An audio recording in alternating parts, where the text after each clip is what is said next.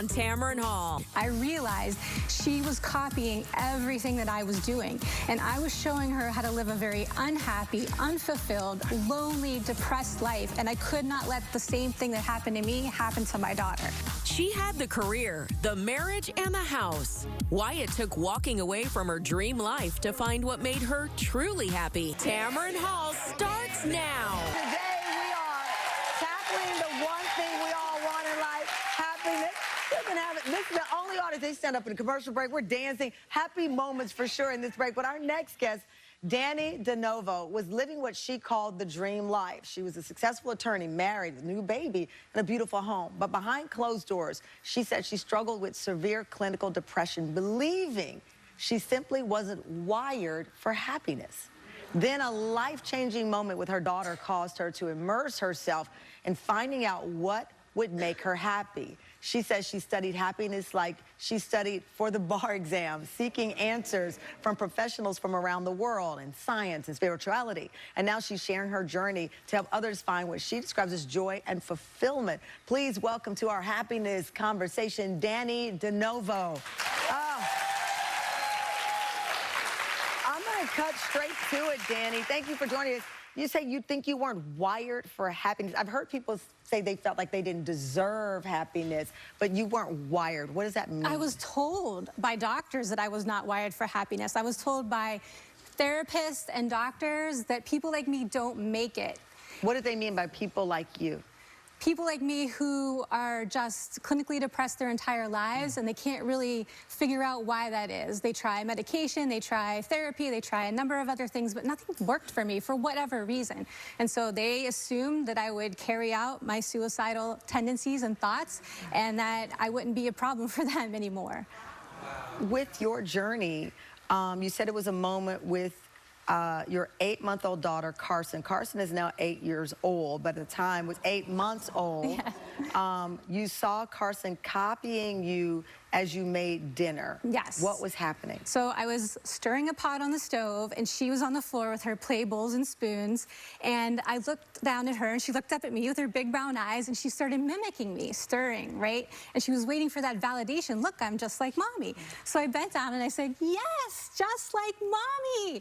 But as soon as those words came out of my mouth, I almost fainted on top of her, and I just started sobbing because I realized she was copying everything that I was doing. And I was showing her how to live a very unhappy, unfulfilled, lonely, depressed life, and I could not let the same thing that happened to me happen to my daughter. So you studied happiness holistically. You sought out spiritual leaders. You looked at neuroscience. That is a big leap because I don't even know how one starts on that journey. You know, I just started where it made sense. I looked at religion and philosophy, and then answers just started coming in from different places. I studied with monks, with shaman, with personal development people, business development people, anybody I thought had an answer to the question, what is happiness? Did you see it as research? I did. That's how I looked at it. Because remember, I didn't think I was wired for it, so I didn't think I could change anything about myself. But I thought if I learned about it and taught my daughter at a young enough age, she could avoid all of the suffering that I had gone through. I love that. You say that you have to work on happiness constantly, like it's a muscle, and you recorded a video diary showing a day in the life of what you do to exercise that muscle. Take a look. Good morning. It's really early, and I actually really struggle with waking up and getting out of bed. And so what I put into place, it's a photo of my daughter. She's the reason I get out of bed every single day. A great way to greet the day is to come outside barefoot and do a little grounding with the earth, but also do some heart breathing. When you breathe in and out, you envision the breath is coming into your heart and out of the base of your heart. So it looks a little like this.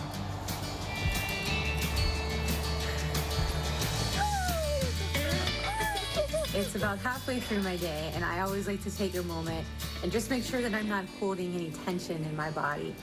And then get back to work. There you go, the end of my day. It's time for sleep. First thing I do is make sure my blackout curtains are shut all the way, and then I say, Alexa, change light to red. Okay. Because it trains my brain to get ready for sleep.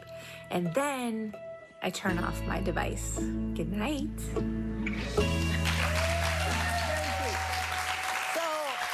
In total, how many people you think you interviewed on this journey? Hundreds, and read hundreds of books. I continue to read hundreds of books every year. I'm just obsessed with the information, but not just because it's interesting to me, but because I know I have to model the behavior every single day for my daughter. Wow. If I'm not doing it, if I'm not going out into the world, chasing my happiness, fulfilling everything I want to, living my life, how is she ever going to learn how to do that? And so since she's watching every single day, Mom has to have the answers to the questions. I love that. I love that. Well, we're all watching too. So if people here, is there one thing that you learned with all of the people you interviewed, all of the travel you did on this journey? Is there one takeaway you think people could start today with? If you want to be happy, you have to be brave. How is happiness bravery? Well, you have to do two things. One is you have to be brave enough to listen to your heart, to know exactly what it takes for you to be happy. And that's a hard thing to do. But then you have to be brave enough to act in conformity with that voice, despite what society says, what your family says, what people think of you, what you think of yourself. So every day you have to make the conscious decision to be a little bit braver than yesterday. All right, I love that. Thank you, Danny. I appreciate you so much coming up. She's a fashion psychologist who says what we wear factors into our happiness. We'll jump into that after the break.